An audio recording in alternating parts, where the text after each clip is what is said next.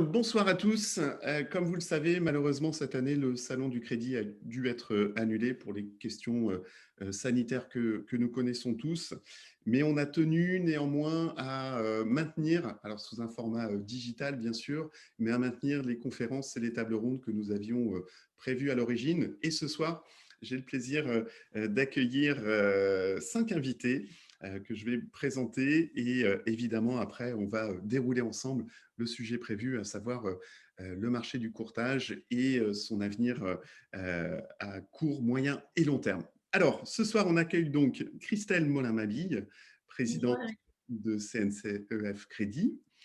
On accueille Michel Fleurier, président de l'Anacofi OBSP.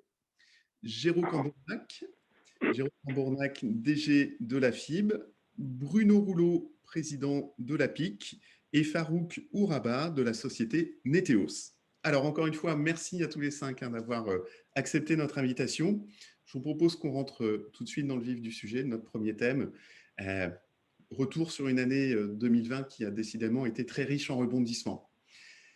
Est-ce que quelqu'un veut déjà lancer en premier ce sujet, retour sur les temps forts de l'année écoulée? Oui, je peux y aller, Eric. Allez, Jérôme. Je retiens trois temps forts que je regrette dans le désordre. Le premier, c'est les recommandations du Haut Conseil de stabilité financière qui nous font tous souffrir. Sous des prétextes de notions macroéconomiques, mais qu'on ne maîtrise pas très bien. Donc, dont acte, mais décisions prises à l'aveugle, sans tenir compte du reste à vivre, du niveau de revenu. Enfin, on a l'impression que c'est ni fait ni à faire. Le deuxième point que je retiens, c'est ces histoires de politique commune de l'ensemble des banques relatives aux pertes de conventions qu'ils ont délivrées sur les courtiers en prêt immobilier et le parallèle, la baisse de rémunération. Le troisième point fort pour moi, et c'est un peu un pavé dans la mare qui a été lancé par 3 cours d'appel relative à l'intégration des frais de courtage dans le TAEG. 3 cours d'appel se référant au Code de la consommation précisent qu'ils n'ont pas à être intégrés dans la mesure où ils ne sont pas une des conditions d'octroi du crédit. Les cours d'appel de Rennes, de Bordeaux et de Reims, je crois, ou de Metz. On a fait des courriers aux institutionnels, lettres mortes, comme tous les courriers qu'on fait à la FBF, au CCSF, au Haut Conseil, à Bercy. On envoie des courriers recommandés, mais voilà, on ne doit pas les intéresser. Donc, on n'a pas de retour, je regrette. Donc, voilà, moi, ce que je retiens en point fort sur cette année horribilis 2020. Ouais. Donc 2020, si je peux me permettre, je rejoins en partie Géraud. Effectivement, il y a les recommandations du HCSF qui nous ont un peu bloqués sur pas mal d'activités. La deuxième chose, c'est quand même la situation sanitaire qui a fait que les courtiers se sont retrouvés dans une situation très délicate avec une absence d'activité ou une activité très, très, très ralentie. Il y a eu effectivement, je ne vais pas répéter ce que dit Géraud, mais c'est vrai que je pense que cette crise sanitaire vient en plus des problématiques que les courtiers peuvent avoir avec la situation tendue avec les établissements bancaires. Alors, ce n'est pas tout le monde, ce n'est pas dans toutes les régions, ce n'est pas toutes les banques, mais c'est quand même assez généralisé depuis une grosse année, on va dire. Donc, 2020 a été, en plus de la crise sanitaire, assez difficile pour le monde du courtage. Je rebondis sur ce que tu disais à l'instant, Christelle. Tu disais à propos des relations avec les banques, ce n'est pas forcément toutes les régions. Est-ce que ça veut dire qu'il y a vraiment des différences, je sais pas, entre Paris et le reste de la France? Est-ce qu'il y a des particularismes locaux? En fait, ce n'est pas qu'il y a des particularismes locaux, c'est qu'il y a des banques régionales et toutes les banques régionales ne réagissent pas de la même manière. Donc, on peut très bien avoir, par exemple, un crédit agricole d'une région qui ne va plus vouloir travailler avec les courtiers. Et puis, il y a d'autres crédits agricoles de d'autres régions qui veulent toujours bien travailler avec les courtiers. Donc, en fait, ça dépend vraiment et l'activité n'est pas la même. Tout à l'heure, on parlait de Metz, de Nice, de Paris ou de Lille. Enfin, voilà, c'est pas du tout... on n'est pas sur les mêmes secteurs de marché, on n'est pas sur les mêmes attentes des banquiers, donc automatiquement, on n'a pas forcément les mêmes les mêmes réponses par rapport aux conventions. Ouais, d'une banque à l'autre. Je ne sais pas si vous, les autres présidents des associations, vous constatez les mêmes choses, mais ce n'est pas forcément linéaire, c'est ce que je veux dire. D'accord, ouais. Michel, justement, ton avis sur ce point?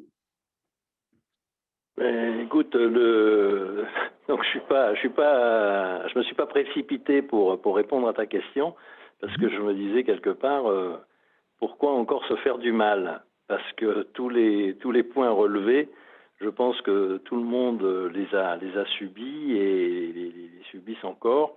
Donc moi, ce qui me préoccupe maintenant, c'est pas trop ce qu'on a vécu, parce que c'est fait, hein, on va pas refaire l'histoire, on va pas refaire le passé, mais c'est plus qu'est-ce qu'on va pouvoir faire pour sortir de là, et voilà, ma vision est plus pour demain, et avec ce que l'on sait aujourd'hui, qu'est-ce que l'on peut espérer peut-être faire demain. Et c'est compliqué, hein, parce qu'il n'y a pas de réponse toute faite. Mais après, mes deux confrères ont déjà bien dépeint la situation. Bon, il n'y a pas grand-chose à rajouter. On a un cumul de facteurs, donc de par notre statut, qui a de grandes imperfections.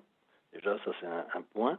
La situation du marché, donc nous sommes intermédiaires, donc on ne peut rien faire sans les fournisseurs, sans les banques. Donc si leur volonté commerciale est tout autre de ce que l'on espère, malheureusement on ne peut pas leur tordre le bras.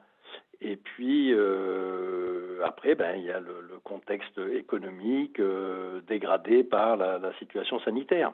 Voilà donc ça c'est la situation aujourd'hui, mais voilà, comment sortir de là, et c'est ça qui me préoccupe plus aujourd'hui. Et voilà. Ok, merci Michel. Je ne veux pas monopoliser la parole, parce qu'après Bruno va dire que je reste 2 heures au micro. Voilà. Merci Michel. Bruno, tu souhaites peut-être justement ajouter un mot par rapport à cette situation qu'on a connue cette année? Michel, c'était qu'amical, t'inquiète. J'entends bien. Non, on ne va pas faire de redite, on va simplement essayer. Géraud et Christelle ont quand même dépeint des éléments très factuels. Moi, pour essayer de prendre un peu de hauteur par rapport à ça, j'aurais tendance à dire que on a peut-être aussi, nous, parce qu'il faut savoir aussi balayer devant notre porte, on a peut-être aussi, nous, pas vu des choses arriver. Alors certes, la crise du Covid n'était pas prévisible, enfin, il faudrait être devin pour l'avoir envisagé, mais en tout état de cause, je rappelle quand même qu'on sort de 5 années où, entre les renégociations et l'euphorie du marché de l'immobilier, on était sur une pente ascensionnelle assez incroyable, et que le métier du courtage a bénéficié, au même titre que pour les banques, de cette situation. Il y avait un moment où il allait de toute façon se passer quelque chose. Il se trouve que ça se fait d'une façon un peu dramatique, mais derrière, c'est un accélérateur. Pour moi, le Covid n'est qu'un accélérateur d'une mutation qui est en train de s'engager depuis déjà quelques temps, et sur lequel les banques ont tardé à aller parce qu'elles étaient portées par le marché, et nous-mêmes également on est à même dans le même bateau par rapport à ça.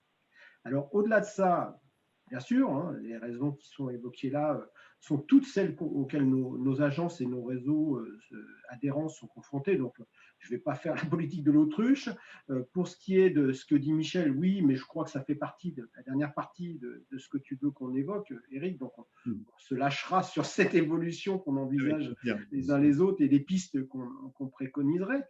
Mais en tout état de cause, sur la situation, je pense que ce qui me frappe, moi, au-delà des 4 éléments qui ont été lancés, ce qui me frappe, c'est le chahut que ça provoque sur le marché bancaire et l'incapacité aujourd'hui du monde bancaire à s'adapter, parce que pas d'anticipation sur ce sujet-là. Et du coup, ils prennent de plein fouet, ils nous font subir de plein fouet ça. Et au final, les décisions des autorités de contrôle, comme le disait Géraud, ou des législations, elles ne sont que le reflet d'une volonté de protéger le système bancaire et non pas de protéger le consommateur. Parce N'oublions pas que le consommateur en France, en termes de solvabilité, est sans doute le consommateur le plus fiable au niveau européen. Le taux de défaillance bancaire, malgré les provisions qui sont passées avec désormais, on les provisionne dès 45 ou 60 jours selon la gravité des incidents, mais en tout état de cause, on est très en amont. Ce qui veut dire qu'aujourd'hui, le taux de provisionnement et le taux de défaillance potentielle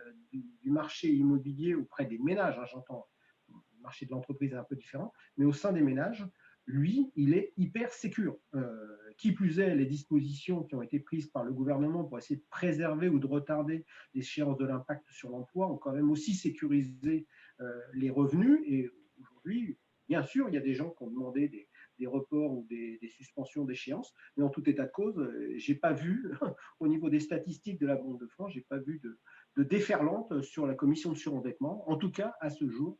Donc, je dirais qu'on est dans un système où tous les événements qui ont été évoqués sont valables, mais dans un terril qui était déjà propice à ce qu'une allumette fasse sauter la poudrière. Donc, aujourd'hui, c'est ça qui m'intéresse, c'est quelle attitude les banques peuvent avoir par rapport à cette situation qui va les impacter durablement et très durement. Ok, alors merci à tous les quatre d'avoir repris donc les différents éléments qui nous ont préoccupés cette année. Je rappelle que vous avez chacun des fonctions de présidence ou de direction générale d'associations professionnelles. Comment on peut résumer justement les différentes actions qu'ont menées les associations professionnelles cette année? Parce que Géraud, tu alertais tout à l'heure un petit peu en introduction en disant on n'est pas forcément suffisamment écouté ou entendu. Qu'est-ce qui a été entrepris au cours de ces derniers mois par chacune des associations ou peut-être même par l'ensemble? Est-ce qu'il y a eu des actions concertées? Oui, alors je crois que le premier point, après je cède la parole, je crois que le point le plus important, c'est vraiment de dire au plus grand nombre que l'ensemble des associations qui représentent la profession d'IOB, qu'on soit côté courtage ou côté MNE, l'ensemble des associations travaillent de concert. On s'est réunis plusieurs fois, on a eu des entretiens avec la CPR, on va avoir des entretiens avec la DGCCRF. Donc, le point le plus important, c'est de dire qu'on est tous sur la même longueur d'onde, on défend tous les intérêts de nos adhérents pour envisager une année 2021 et 2022, des années qui soient meilleures. Voilà, ça c'est le point le plus important. Ensuite, je laisse Christelle ou Bruno ou Michel peut-être rentrer dans les détails de ce qu'on a pu faire, et puis je pourrais revenir ensuite sur ce qu'a fait la FIB peut-être indépendamment. Ok, très bien. Merci Géraud. Christelle, si tu veux justement rebondir pour la CNCEF. En fait, je rejoins Géraud sur le fait qu'une des choses importantes, c'est qu'on a réussi, toutes les associations, à énormément communiquer cette année, Ouais. toujours dans le même sens. On n'a pas forcément tous le même ADN ou la même volonté ou les mêmes objectifs par rapport aux adhérents. Malgré tout, on est tous dans le même objectif, c'est qu'on veut représenter et défendre le métier de courtier. Donc ça, c'est vraiment important. Il est vrai que nous avons fait des réunions avec la CPR et bientôt avec la DGCCRF.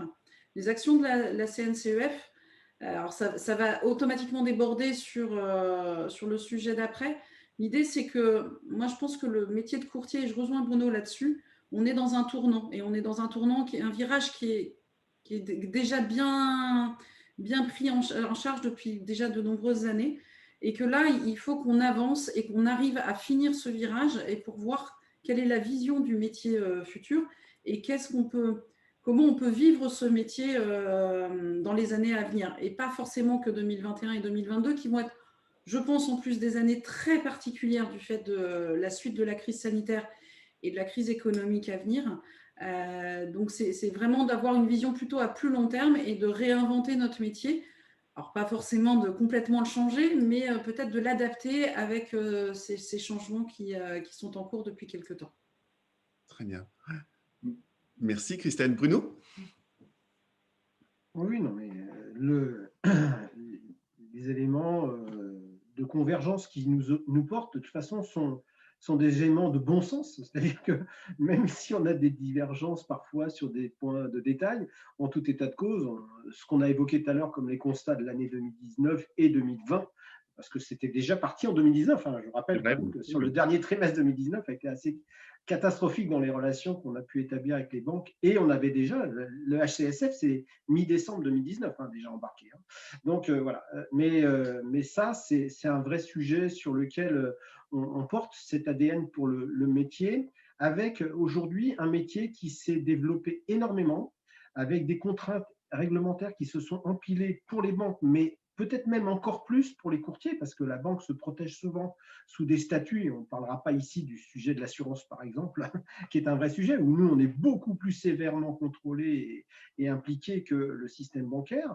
Et à ce titre-là, on a besoin de se positionner par rapport à tout ça. Alors, oui, on a fait effectivement ces démarches-là. Je pense que les uns les autres, on a aussi essayé, non seulement de façon commune, mais aussi de façon individuelle. Hein. Je leur laisserai de nouveau la parole. En ce qui concerne l'APIC, nous, on est allé discuter avec la DGT, on est allé discuter avec le ministère du Logement, on est allé discuter avec le ministère des Finances. On a essayé en tout cas. On a essayé de rencontrer aussi la FBF, on a rencontré l'OCBF, on a rencontré un certain nombre d'acteurs. On a aussi pris contact et langue avec des organisations, des associations de consommateurs, parce qu'aujourd'hui, le métier de l'intermédiaire, il est quand même principalement légitimé par les consommateurs, et donc ne pas évoquer, ne pas discuter avec leurs représentants, même s'ils ne sont pas forcément unanimes, mais en tout état de cause, ça serait aussi un petit peu faire vœu d'ignorer leur point de vue. Et donc, on a beaucoup consulté, beaucoup échangé entre nous et avec les autres. Et aujourd'hui, on en arrive, à mon avis, à un constat, c'est que on est un dégât collatéral. C'est un peu méchant de dire ça, mais la réalité, c'est qu'il n'y a pas de politique de logement qui soit très clairement établie, que la protection première du ministère et du gouvernement, c'est quand même de faire survivre le système bancaire, parce qu'il en a besoin pour distribuer et maintenir un certain niveau d'économie malgré tout, ne serait-ce qu'en la distribution du PGE, et qu'au final, les intermédiaires à côté, qui sont normalement des acteurs qui sont légitimés, crédibilisés par les consommateurs et qui ont une place dans la production de crédit, mais pas que de crédit, se retrouvent en fait une variable d'ajustement qui est très désagréable à vivre, et que cette variable d'ajustement, il y a deux solutions. Soit on décide de ne plus en faire une variable et de prendre notre part de marché, et comme le disait Christelle, je sais qu'on partage beaucoup cet avis-là, il va falloir qu'on pense aussi à se réinventer, pas que pleurnicher. Et la deuxième chose, il va falloir aussi qu'à un moment ou à un autre, les autorités nous légitiment aussi, on a besoin aussi de cela pour ça. Donc c'est un lobbying régulier, dur, long, mais nécessaire pour pouvoir instaurer tout ça. Michel ? Bien, mis à part l'environnement qui nous est pas favorable aujourd'hui, il faut quand même se rendre compte que notre activité, notamment pour le courtage, enfin, ou sa forme actuelle, c'est une profession qui est relativement jeune, hein, puisque ça a été mis en place à partir de 2013.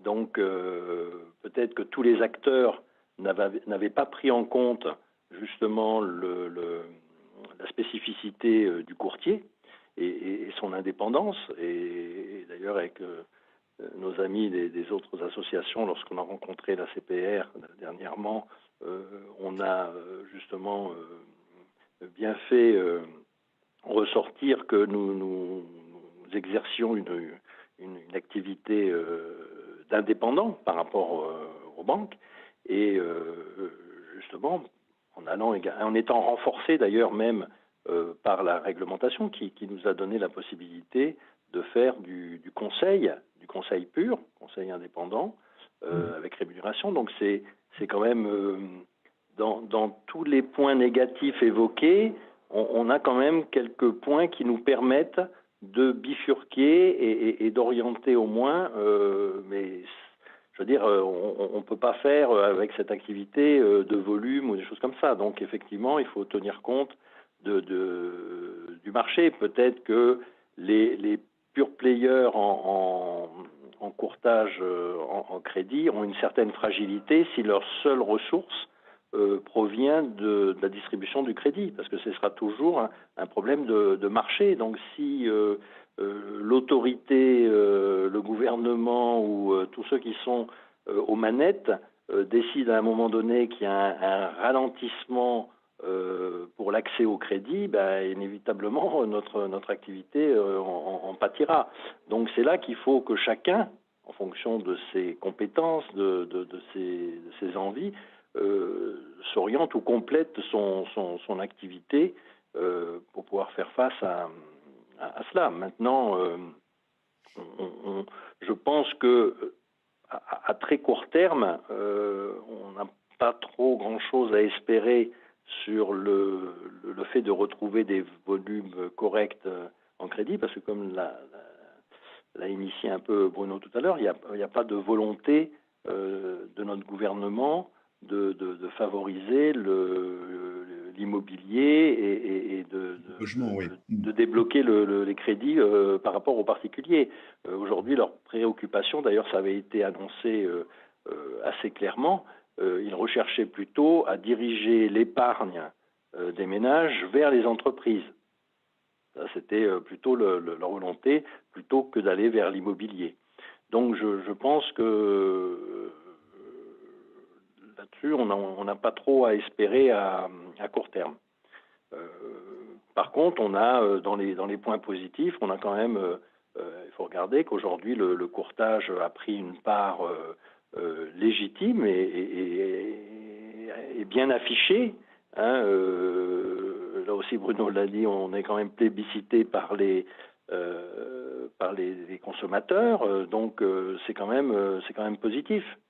Donc est-ce qu'on a une idée justement de l'évolution de la part de marché des courtiers? Ça fait 2 ans qu'on parle de 33-35% de crédits intermédiaires.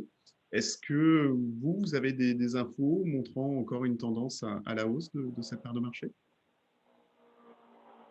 Aujourd'hui, tu vas avoir ça a été quand même assez chahuté parce qu'on a d'une part eu des périodes avec la renégociation où les banques ont quand même sacrément mis des hauts-là sur l'attitude et sur la volonté que les courtiers ne jouent pas le dumping, même si l'essentiel de la renégociation, hein, c'est toujours quelque chose à laquelle je m'amuse à évoquer, que je m'amuse à évoquer avec les banques, c'est que les 3/4 des renégociations sont quand même le fait des banques entre elles, hein, déjà. Donc, c'est assez amusant qu'on nous ait fait porter ce chapeau-là alors que l'essentiel est fait par eux-mêmes. Mais si on accepte ces années 2017, voire un petit peu de 2018 sur le sujet de la renégociation, on est là, cette année, on va finir à peu près à 200-210 milliards hein, là-dessus. Si tu enlèves la renégociation, on va être autour de 180-185 milliards, ce qui sera une très belle année parce qu'on a embarqué du 2019 qui n'avait pas pu être traité, qui a été traité par un confinement, on pourra en reparler aussi. Mais là-dessus, la part de marché du courtage en 2019, elle est estimée aux alentours de 35-37% à peu près, avec derrière des disparités fortes selon les spécificités et surtout selon les établissements bancaires, puisque tu as par exemple, on a tradition à dire avec nos partenaires bancaires quand on les rencontre que sur l'Île-de-France, par exemple, notamment les mutualistes, ont des parts de marché de la part des courtiers qui franchissent allègrement même les 50%.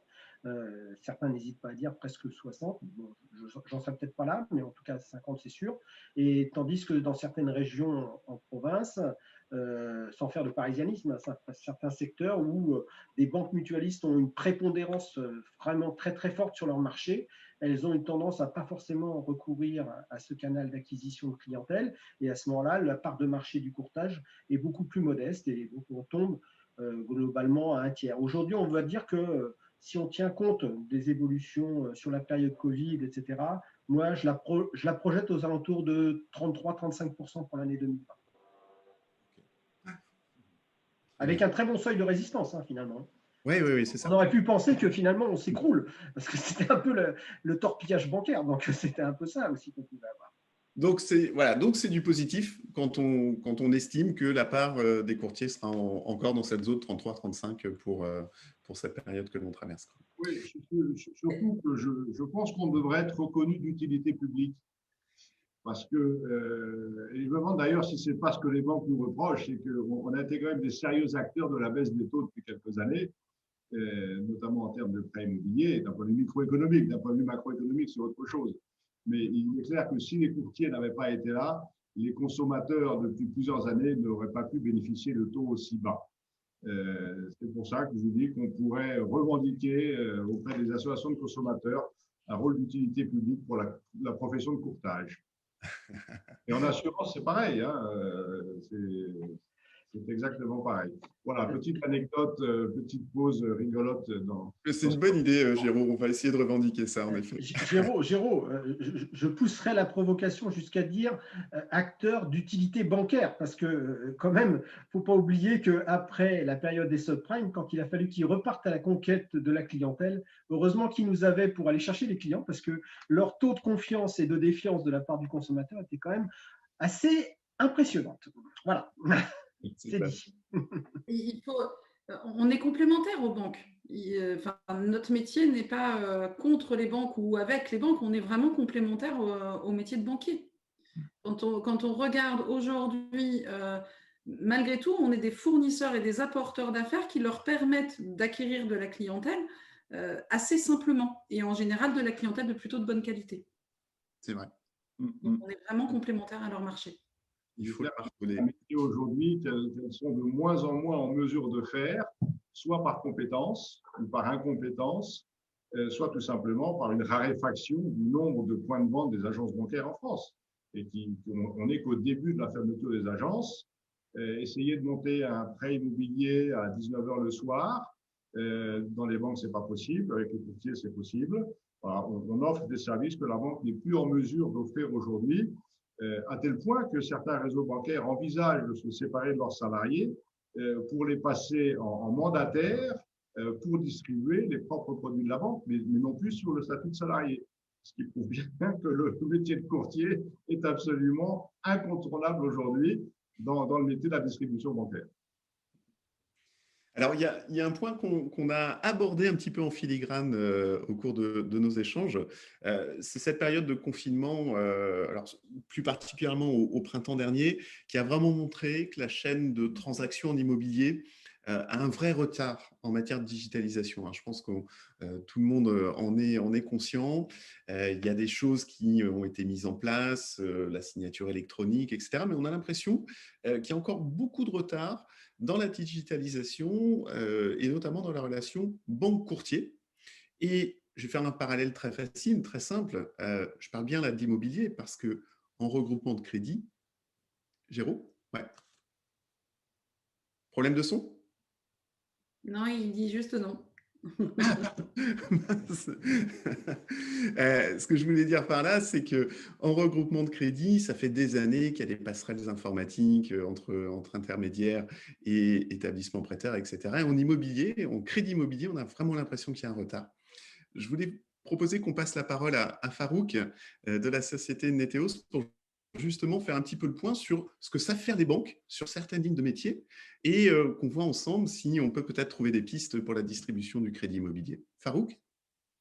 Ouais, merci Eric. Je vais peut-être commencer par présenter un petit peu qui on est et ce qu'on fait. Alors, Neteos, c'est un acteur de la transformation digitale et principalement au niveau de la confiance digitale. Donc, les solutions qu'on propose aux acteurs de la finance, donc ça va être des banques, des assurances, des mutuelles et des courtiers, mais plutôt des courtiers en assurance. C'est des solutions de contractualisation en ligne. Donc, en fait, ça permet, dans un parcours complètement intégré, de répondre aux principaux enjeux de la contractualisation en trois phases. C'est l'identification du client. Là, on parle beaucoup de relations à distance et de plus en plus avec la crise qu'on subit tous parce que c'est le principal canal d'acquisition. Donc, sur l'identification, c'est l'analyse du document d'identité du client, des solutions de face match. Donc, dans le face match, on va retrouver un parcours avec un selfie vidéo, reconnaissance faciale et comparaison du visage avec le visage présent sur le document d'identité, ce qui nous permet aussi de gérer la preuve de vie. Ensuite, sur l'aspect contractualisation, il y a évidemment la signature électronique. Donc là, on peut envisager la signature électronique du contrat ou d'un mandat, par exemple. Et la troisième partie, c'est toute la partie vérification de l'authenticité et de la conformité des pièces justificatives dans le cadre d'un dossier. Et là, on retrouve tout un portefeuille de documents justificatifs sur lequel Neteos a travaillé, puisque le cœur de métier de Neteos, c'est de faire de la technologie pour analyser ces documents-là. Et donc, on retrouve tout ce qui est justificatif de revenus, donc bulletin de paie, avis d'imposition, justificatif de domicile, RIB, etc.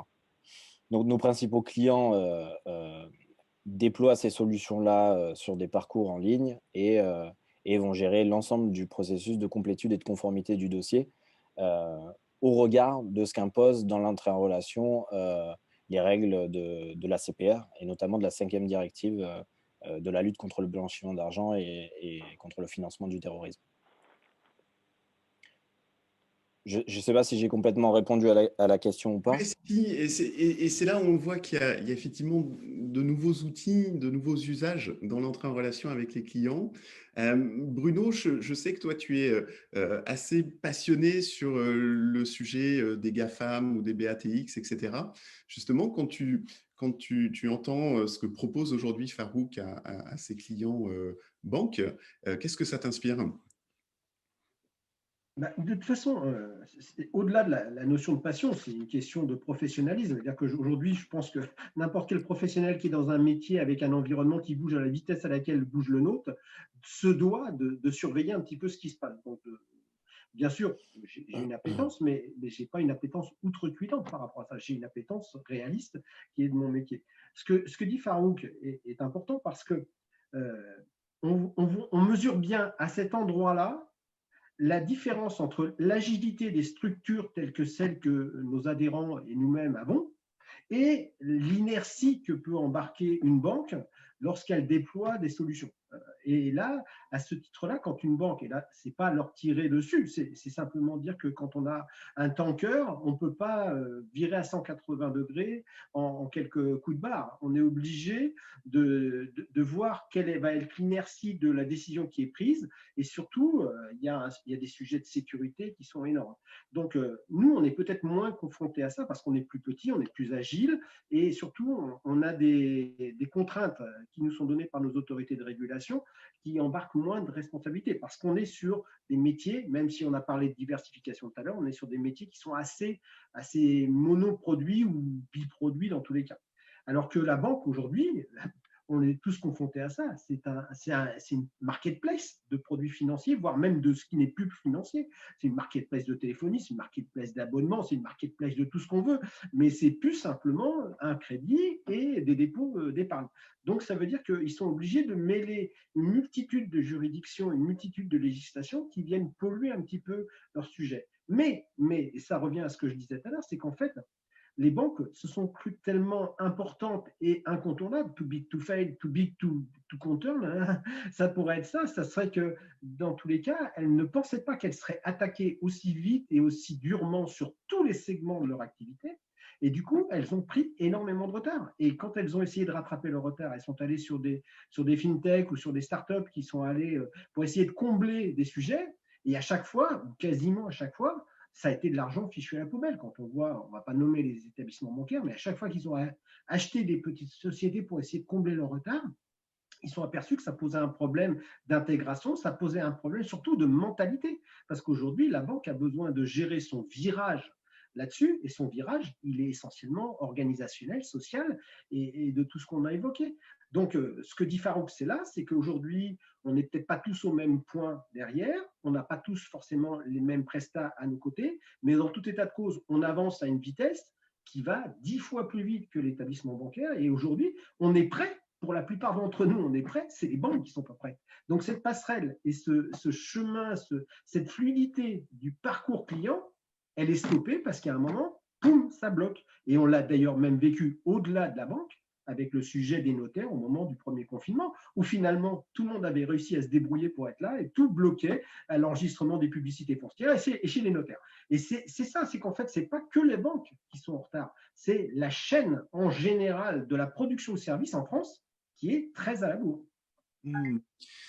Farouk, je reviens sur un point que tu évoquais en présentant Neteos. Tu disais que vous avez aujourd'hui quelques clients qui sont courtiers, mais alors, courtiers en assurance. Est-ce que tu peux nous donner quelques exemples d'utilisation de services que vous proposez à des clients courtiers en assurance? Oui, bien sûr. Alors, Un des principaux courtiers en assurance qu'on accompagne, ça va être Alptis. Et on fait principalement de la signature électronique avec Alptis, complètement intégré dans leur parcours. Et c'est sur de l'assurance de prêt globalement. Et quelques autres produits d'assurance. Après, on fait de l'assurance complémentaire santé, auto aussi, sur pas mal de parcours. Mais nous, le regard sur le produit qui va être commercialisé grâce au parcours qu'on va mettre en place, on a une expertise juridique sur le niveau de valeur de signature électronique qu'il faut mettre en place pour tel ou tel produit. Et ça, on le construit avec notre client parce que le risque est aussi lié au produit qui est commercialisé directement en ligne.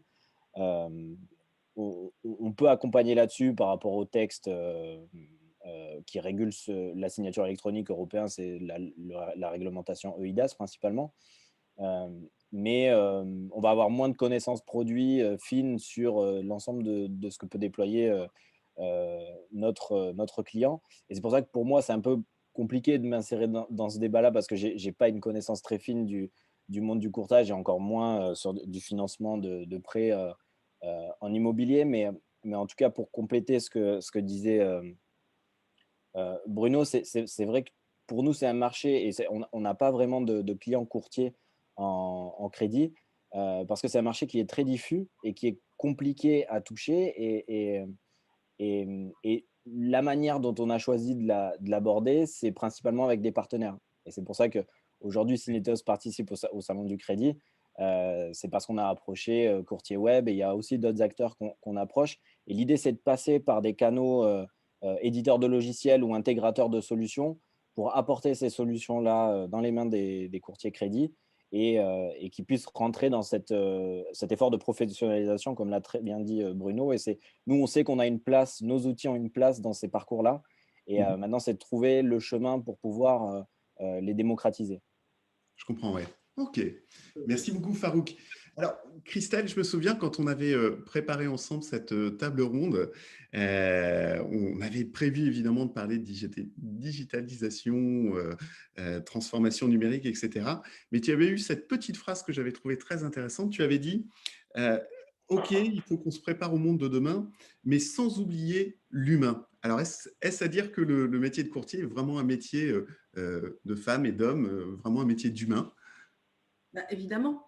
Enfin, ça me paraît évident. C'est-à-dire qu'on aura beau digitaliser autant qu'on peut notre métier, ce qui va nous simplifier les choses et ce qui va peut-être favoriser le développement, enfin, et le développement commercial, et la relation avec les banques, et la relation avec les emprunteurs. OK. Maintenant, ça reste un métier d'humain. La majorité, je pense que tous les courtiers qu'on peut rencontrer, et nous-mêmes étant courtiers, tous ceux que nous rencontrons, la majorité ne sont pas des spécialistes du crédit. Donc, ils ont encore besoin de pédagogie, d'explication, d'accompagnement. Et l'accompagnement, il passe par l'humain. Si c'est juste une boîte aux lettres où il rentre juste ces chiffres, à la limite, un scoring ou n'importe qui, on n'aurait même plus besoin de banquier. Enfin, si on va encore plus loin que ça. Donc oui, c'est pour moi, en tout cas, et c'est ce que je diffuse comme idée au sein de la CNCF Crédit, c'est que ça reste avant tout un métier humain. Et d'ailleurs, nous représentons tous, autant que nous sommes là, des adhérents, et ces adhérents, ce sont des hommes et des femmes qui ont une boîte ou qui travaillent pour une boîte et qui ont plaisir à rencontrer encore leurs clients.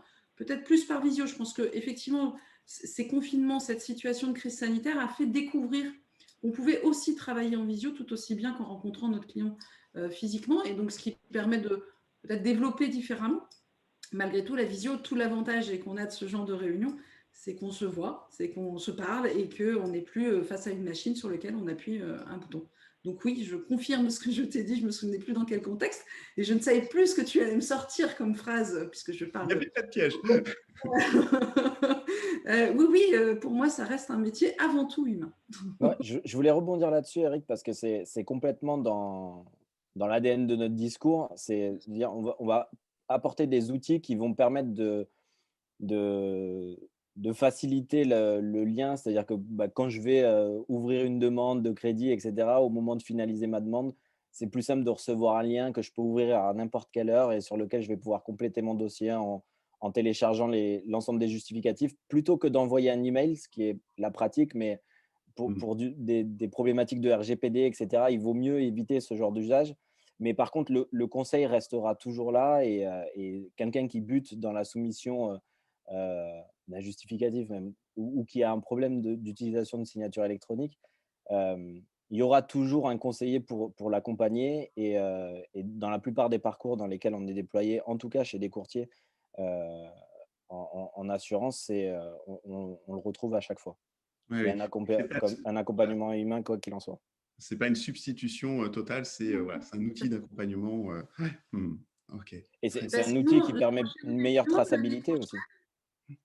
et puis sinon, l'année prochaine, tu auras des robots. Donc, en fait, non, on reste. Non, mais c'est vrai, c'est complémentaire. Je plaisante comme ça, mais parce qu'en fait, on essaye souvent de mettre en opposition le côté technologique et le côté humain. Mais non, c'est complémentaire. Enfin, il y a une vraie complémentarité et un vrai besoin de cette complémentarité. Et je rejoins Bruno. Alors, j'ai aussi une appétence sur le côté informatique et digitalisation, mais en fait, l'un sans l'autre, ça n'existe pas. Mhm. Ok. Merci pour ces éléments. Sur cette digitalisation, c'est de faire le parallèle entre l'activité du crédit immobilier, qui est fait par les grandes banques que vous connaissez, et l'activité du regroupement de crédit qui est fait par leurs filiales. Et on s'aperçoit qu'en termes de digitalisation en regroupement de crédit, auprès des 6 acteurs, tous les intermédiaires ont accès à l'intranet de la banque. Et on saisit le dossier directement sur l'intranet de ses filiales, de la Générale, du Crédit Agricole, de Crédit Mutuel, etc.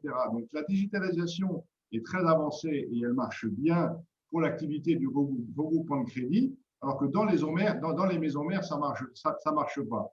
Et Bruno a tout à fait raison de dire qu'ils n'arrivent pas à prendre ce virage dans les maisons mères, mais dans les filiales, ça marche très bien. On reste des humains, on a un accès direct, on a une réponse en direct, et c'est peut-être un des motifs également de rupture des conventions des banques, c'est de tout arrêter pour repartir sur un process digital. Je le souhaite à Farouk. On ne va pas aller jusque-là, je pense. Non, mais il faut tenir compte également que pour la distribution de masse de crédit grâce à des outils digitaux, les banques peuvent très bien se passer des courtiers. Nous, on a une vocation, c'est d'aller plus sur des dossiers à valeur ajoutée où, lorsque le client réclame un accompagnement, ce qui n'est pas le cas de tout le monde. Et certains se suffiront d'avoir un accès direct. D'ailleurs, les banques ont souvent dit que pour apporter une certaine catégorie de clientèle, ça ne les intéressait pas que cela passe par le canal des courtiers et que leurs propres outils, justement, de simulation ou même de conclusion de crédit, de demande de crédit, se faisaient directement par leur système. Donc, mais c'est pas incompatible, hein, je veux dire, il y a de la place pour tout le monde, pour les différents systèmes. Mais ce sera peut-être difficile ou ça nous obligera de repenser justement notre relation avec la banque, parce que comme on le voit comme disait Géraud, pour le regroupement de crédit, il y a un accès aux outils de la banque avec un accès direct pour le dépôt de dossier, etc. Mais souvent, les intermédiaires, ce sont des mandataires. Parce que la banque, pour laisser l'accès à ces systèmes, il faut qu'elle ait une relation beaucoup plus étroite avec l'intermédiaire. Donc, et notamment en termes de contrôle. Donc, voilà, après... comme je disais au début, je pense que notre activité est encore relativement jeune et il faut qu'elle trouve sa place avec les différents canaux possibles de distribution ou les différents marchés. Bruno, je crois que tu voulais ajouter un mot, je t'ai vu Oui, lever je fais lever la attention voix. parce que je sais qu'on n'a pas encore abordé non plus le dernier sujet, je crois. Mais simplement, oui, Michel dit que effectivement les banques pourraient éventuellement se passer de nous si jamais on déployait à l'absolu des outils avec des algorithmes très intelligents. On parle de, de- de logiciels, de progiciels prédictifs, etc. Mais il y a une donnée quand même qui m'échappe, et moi je rejoins Christelle sur ce qu'elle disait, et on est, je pense, tous d'accord, c'est que euh, plus il y a d'outils, plus finalement le client a besoin qu'on l'aide à comprendre et à utiliser les outils. C'est-à-dire qu'on est aux limites des systèmes, c'est-à-dire que oui, l'outil, mais on en arrive à un outil qui aide à se servir d'un autre outil, etc. Et au final, le bonhomme, il est là, est-ce que je dois cliquer à cet endroit-là ou est-ce que je fais une bêtise par rapport à ça? Alors, on a une nouvelle génération, là, que ce soit au-delà des aides, même maintenant, les millennials et tout ça, c'est des générations qui sont beaucoup plus rodées à l'usage permanent des outils. Mais même eux, quand vous leur parlez de projet, au final, ils font un blocage, c'est-à-dire qu'ils reviennent vers le contact humain parce que finalement, ils n'ont eu qu'une génération d'outils et les basiques, ils ne les ont pas embarqués avec eux au moment de leur, de leur croissance. Et à ce moment-là, c'est là où le courtier en crédit, mais comme tout conseiller professionnel. L'enjeu, c'est notre professionnalisation et notre compétence. Mais tout l'enjeu, il est là, parce que les situations, elles sont quand même de plus en plus complexes. Les gens ont les remariages, les refontes de ménage, les gens qui ont une activité avec de l'auto-entrepreneuriat en plus, des gens qui ont des parts variables, des gens qui bougent beaucoup, des gens qui font des stops dans leur carrière, etc. Enfin, je veux dire, c'est plus des situations marginale. C'est une quantité de population qui est de plus en plus grandissante. Et même au-delà de ça, les aspirations et les appétences de ces consommateurs sont plus du tout les mêmes. Même si on a un leitmotiv qui est encore sur l'ancrage du logement et de son foyer et de sa cellule familiale, il n'empêche que les aspirations sont tout autres. Et puis, il y a une technologie, il y a des évolutions aussi, même si le métier du crédit immobilier n'est pas très, très innovant, je dois bien le reconnaître, mais il y a quand même des choses qui sont en train de bouger en ce moment. Et à côté de ça, au contraire, il y a d'autres activités qui, derrière, commencent à venir gratouiller sur le monde du marché immobilier. On parlait du regroupement de crédit, mais on pourrait parler aussi d'autres métiers qui viennent de plus en plus prendre de la place, se juxtaposer sur ce marché-là et bien offrir des alternatives qui sont intéressantes. Hein. On pourra prendre des habitudes sur le co-living, des habitudes sur la façon du regard par rapport à la propriété, etc. Donc, le courtier a toute sa place là-dessus et plus que jamais, le conseiller, au sens littéral du terme, doit aussi embarquer et prendre cette place. Il y a cette notion de conseil, si je peux me permettre, il y a cette notion de conseil qui est très importante et tu parlais des milléniaux. Les milléniaux, ils sont aguerris au système informatique, à toute la technologie, à se débrouiller tout seuls, mais ils sont très, très, très avides de conseils et de conseils humains. Et en fait, il ne faut pas oublier la base de notre métier qui est le projet immobilier ou le regroupement de crédit. Ce sont des projets de vie et ce sont des projets qu'on doit personnaliser. Et ben, moi, je mets à défi une machine de personnaliser autant un projet immobilier qu'un humain peut le faire. Donc, je suis pour la digitalisation, mais ne pas oublier l'humain. Voilà. Donc, je reviens à la première phrase que je t'avais dite, Eric. Très bien, Christelle, merci beaucoup. On va saluer Farouk qui va devoir s'absenter, puis on va poursuivre, on va enchaîner sur notre dernier point. Farouk. Je vous remercie à tous. Et puis moi, si je pouvais apporter un petit mot de conclusion, hein, je suis totalement d'accord avec vous sur l'utilisation de la digitalisation. Elle doit simplifier des actes assez simples et apporter d'automatisation sur des tâches qui n'ont pas de valeur ajoutée pour les courtiers. Et moi, je me retrouve complètement là-dedans parce que j'ai un courtier, j'ai 31 ans, je viens d'avoir un petit garçon. J'ai un courtier qui me suit depuis mes 25 ans. J'ai pu acheter mon premier appartement, mon deuxième appartement, revendre l'autre. Et en fait, la vraie valeur ajoutée du courtage là-dedans, c'était l'accompagnement personnalisé, humain et le fait de savoir que je peux compter sur quelqu'un avec qui m'a été recommandé en plus. Donc, il y a une relation de confiance qui est importante. Et ça m'a beaucoup aidé pour y voir plus clair, tout simplement, parce que quand on a une première acquisition immobilière, on ne sait pas forcément ce que ça veut dire, les démarches qu'il faut faire, mettre en concurrence les banques. Moi, ça m'a beaucoup aidé pour obtenir des taux intéressants, renégocier un crédit, etc. Et cette profession m'a permis de le faire très confortablement. Super. Merci beaucoup, Farouk. Merci à tous. À bientôt, À bientôt. Farouk. Au revoir. Au revoir. Alors, je voulais qu'on arrive vers la fin de notre table ronde et je voulais rebondir sur le terme que tu as été le premier à utiliser tout à l'heure, Michel. C'est le terme de diversification. Est-ce que justement la diversification du courtier en crédit, elle est devenue nécessaire, impérieuse pour poursuivre son développement? Alors, oui et non. C'est-à-dire dans les périodes fastes, comme on a connu sur les dernières années, on pourrait penser que non. Mais nous disons que dans notre association, hein, puisque la DACOFI IOBSP fait partie d'une confédération des différents métiers qui regroupe les différents métiers transversaux hein, de toute la sphère financière, assurantielle. Euh, donc on est déjà ouvert et rompu à cela parce qu'on part justement sur l'accompagnement du client dans une version un petit peu plus large que uniquement la recherche du financement. Donc pour nous ça paraît tout naturel, mais parce qu'on peut considérer que justement on conserve le client, c'est pas du one shot.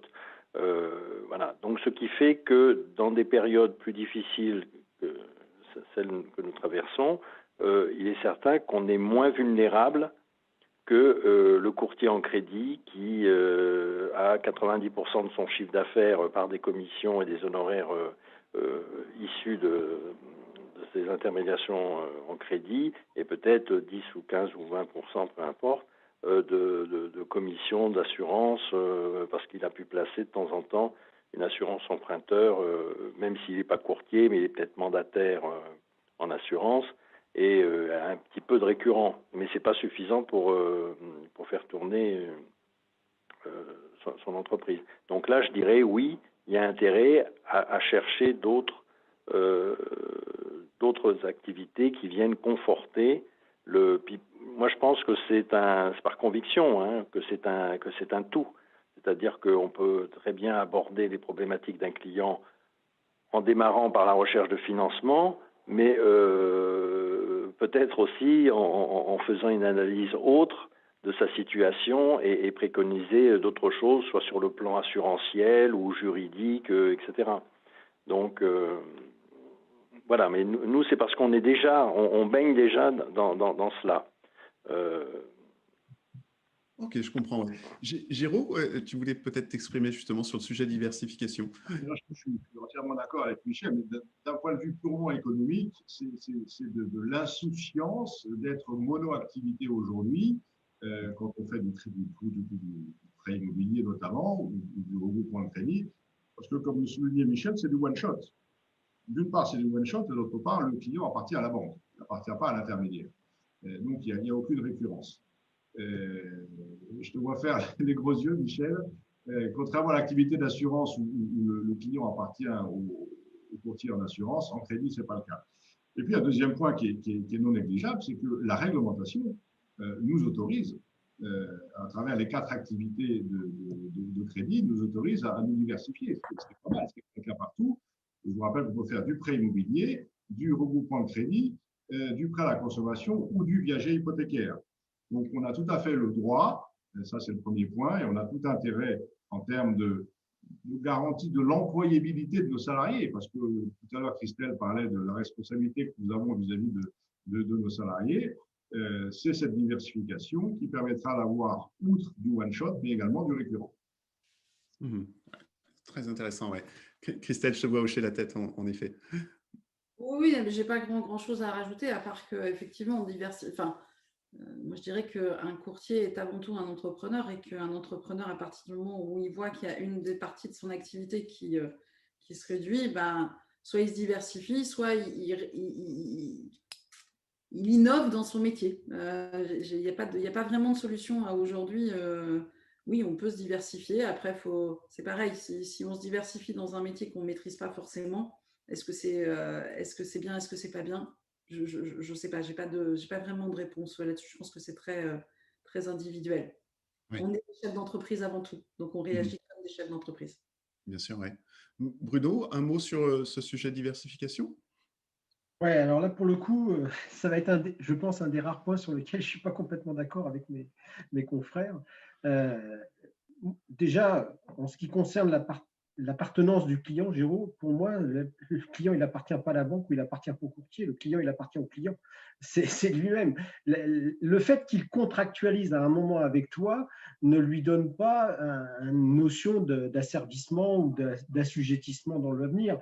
Tu auras beau avoir un très bon niveau de prestation, n'empêche qu'une fois que tu l'auras accompagné sur son projet immobilier, eh ben, il va falloir maintenir le contact tout simplement pour que le client continue à te faire confiance pour d'autres opérations ou alors tout simplement pour te recommander. Donc ça, c'est un vrai sujet aujourd'hui et je pense que il faut qu'on fasse attention justement dans notre relation et que ça embarque avec ça aussi la relation avec les banques. Hein. C'est-à-dire que pour moi, ce n'est pas le vrai sujet de la propriété. La banque n'est pas non plus propriétaire de ce client. Après, elle peut s'en prévaloir pour éventuellement décider de ne pas te rémunérer sur un futur projet dès lors que le client a déjà contractualisé avec eux. Mais en tout état de cause, la notion de la confiance, et j'insiste lourdement là-dessus, hein, je l'ai évoqué tout à l'heure dès le début, la notion de la confiance, c'est quelque chose qui se construit, ce n'est pas quelque chose qui s'institutionnalise par le simple mandat que l'on fait signer. C'est quelque chose qui se construit, c'est-à-dire qu'on va gagner cette confiance avec le client et on doit l'entretenir. La deuxième chose, sur cette notion de diversification.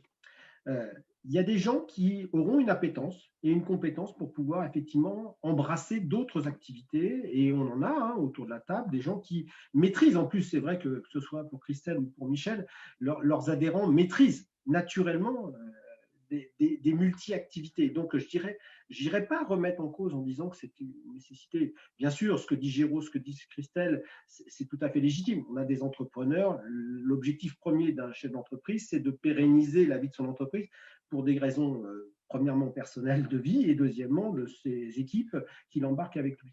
Mais le sujet, il doit être beaucoup plus fin que ça.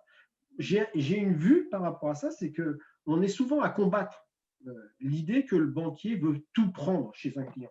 Il arrive pour un projet immobilier et puis il va avoir la multirisque habitation. Alors on dit oui, mais c'est lié à l'immobilier. Et puis il veut avoir l'assurance emprunteur. Oui, mais c'est lié au crédit immobilier. Il veut avoir éventuellement demain un fournisseur d'énergie. Hein, il y en a déjà qui le font. Oui, mais c'est parce que c'est lié à l'habitation. Enfin bref, il y a un moment, je me pose des questions. On ne va pas citer une banque un peu rurale avec des couleurs vertes qu'on aura tous identifiées, mais quand on a vu l'implication qu'ils ont eue dans le marché du logement, de la transaction immobilière par rapport au crédit et à l'ouverture de compte qui était derrière, on a bien vu qu'il y avait quand même une réticence, voire une résistance de certains clients à être embarqués dans une chaîne où finalement il a toujours le même interlocuteur. Donc prenons garde à ne pas tomber dans ce travers-là aussi.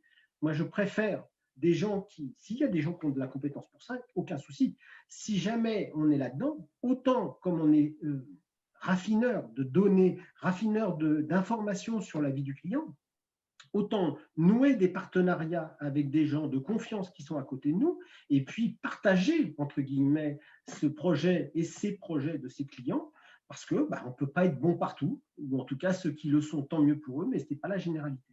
Donc je préfère être un très bon professionnel sur mon sujet, nouer des partenariats avec d'autres très bons professionnels et partager ce client, même s'il n'en a pas la propriété, mais partager les projets de ses clients ensemble. En tout cas, c'est l'avis que je partage, mais avec pas mal d'autres acteurs, mais ça n'empêche pas qu'il peut y avoir des très très bons professionnels, et j'en ai autour de la table ici virtuelle, qui ont déjà fait l'épreuve de ça, et les clients sont ravis de faire affaire avec eux, et que quand ils ont un crédit immobilier, ils font aussi l'opération de financement de l'assurance pour leur famille, et ils font aussi le projet de défiscalisation derrière, etc. Et c'est logique parce que le client, en fait, la clé, ce n'est pas la diversification, la clé, c'est la confiance qu'ils ont réussi à nouer avec le client, c'est tout.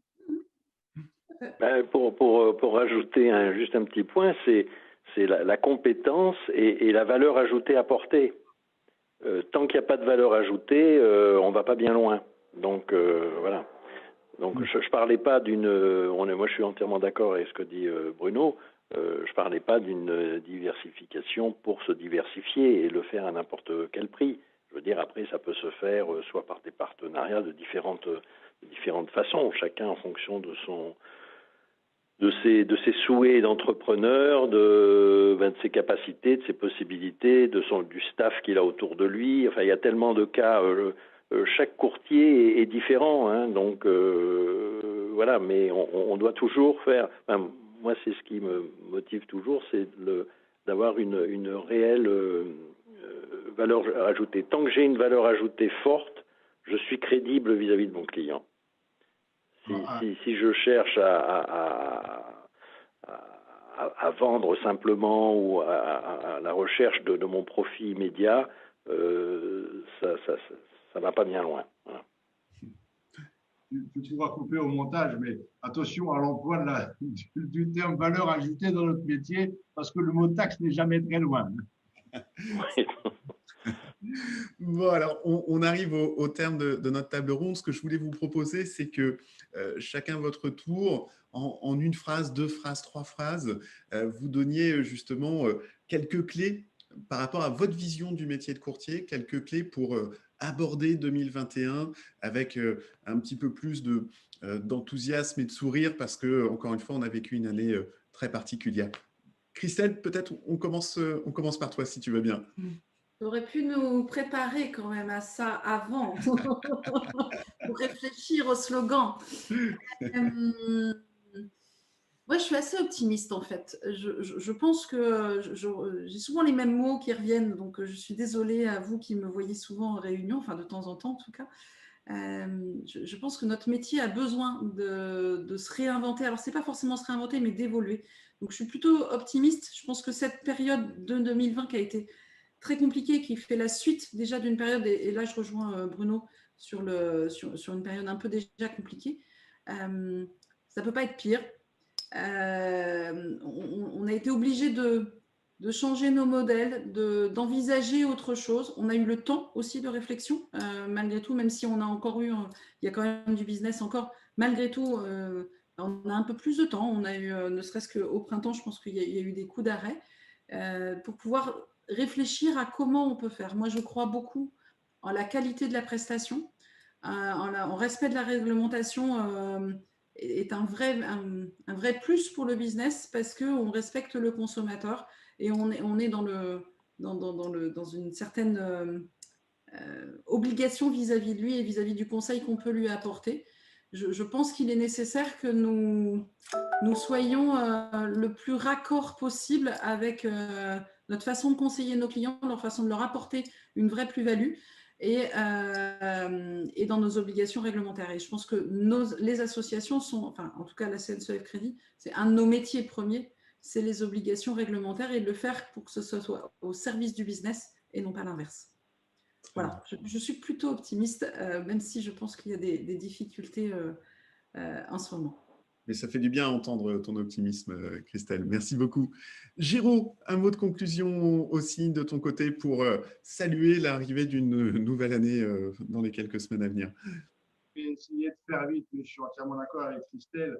Si on fait un petit retour en arrière, quand la loi de sécurité financière est sortie en 2003, tout le monde a crié au loup, les CIF se sont dit on ne tiendra jamais, on va crever, on va fermer.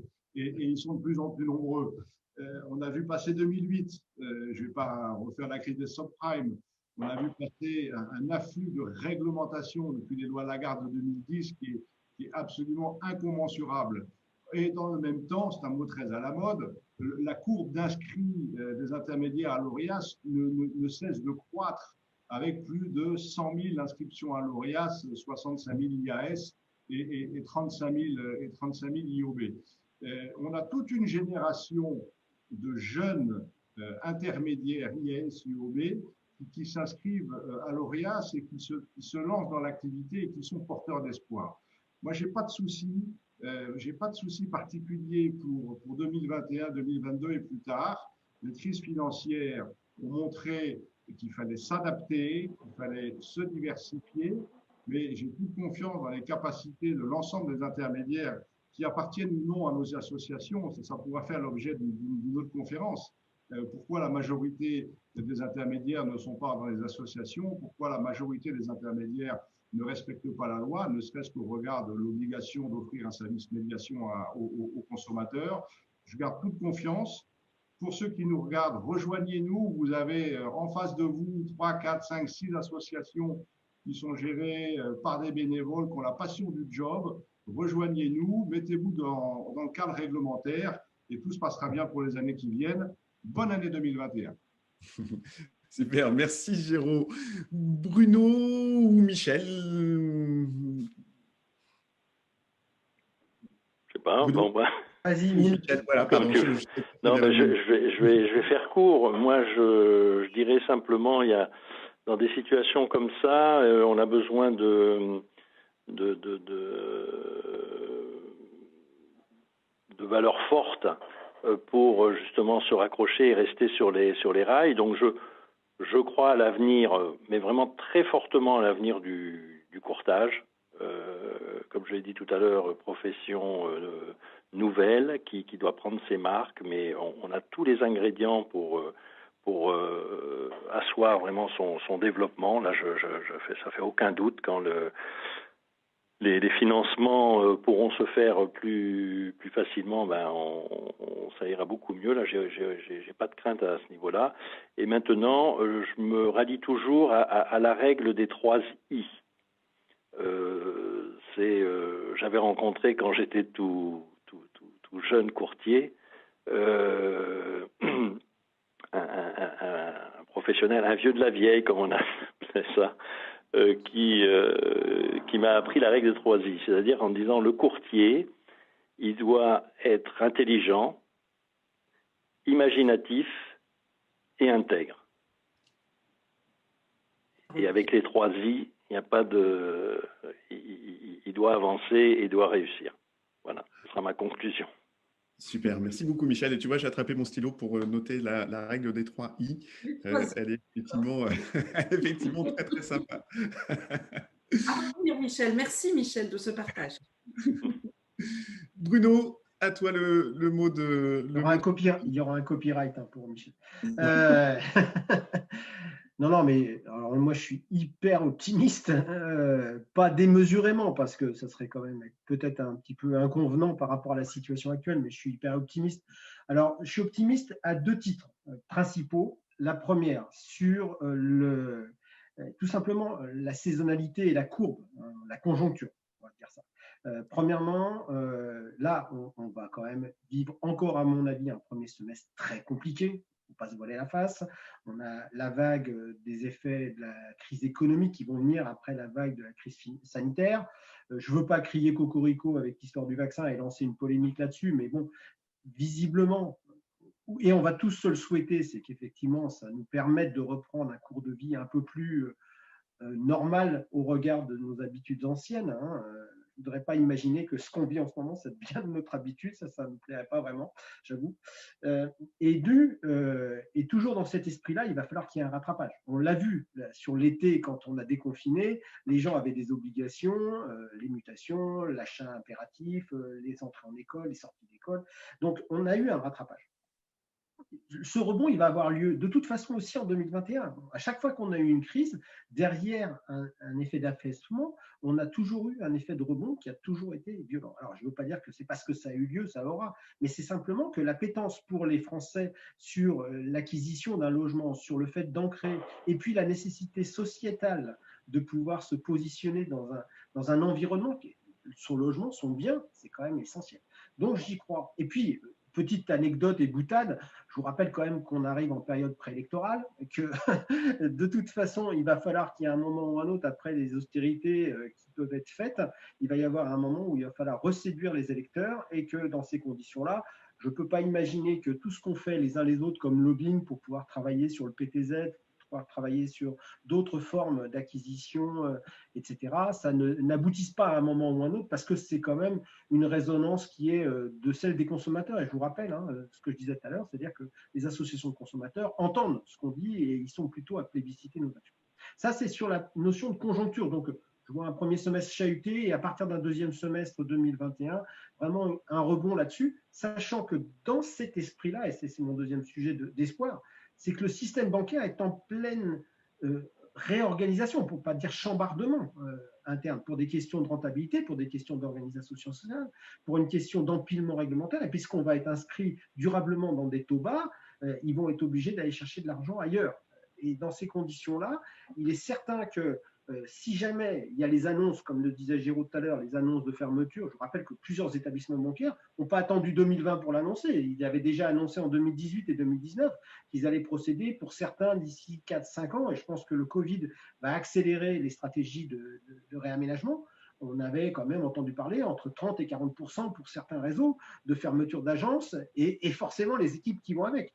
Donc là-dessus, quand il y aura le rebond qui va arriver, eh ben, ça va embrasser les intermédiaires parce que la banque sera occupée dans sa réorganisation et elle sera aussi occupée dans le fait qu'elles ne pourront plus produire la même présence et la même disponibilité. Voilà. Et puis, sur le fond, de toute façon, je répète et j'en finirai là-dessus, c'est à la fois de l'optimisme et en même temps notre défi à tous, c'est comme je vous le disais tout à l'heure, on a la confiance des consommateurs parce qu'on est près d'eux, parce qu'on les écoute, parce qu'on est là pour être leurs ambassadeurs, hein, je ne dirais pas dire les avocats parce qu'il n'y a pas de partie plaignante, mais c'est les ambassadeurs de ces clients. Et si jamais on continue à progresser dans notre compétence, dans notre professionnalisme, dans nos outils dont parlait Farouk tout à l'heure pour mieux servir nos clients, moi je ne vois pas pourquoi on ne serait pas au rendez-vous de façon très, très positive et très optimiste dans les années à venir. Donc, moi, j'y crois à fond.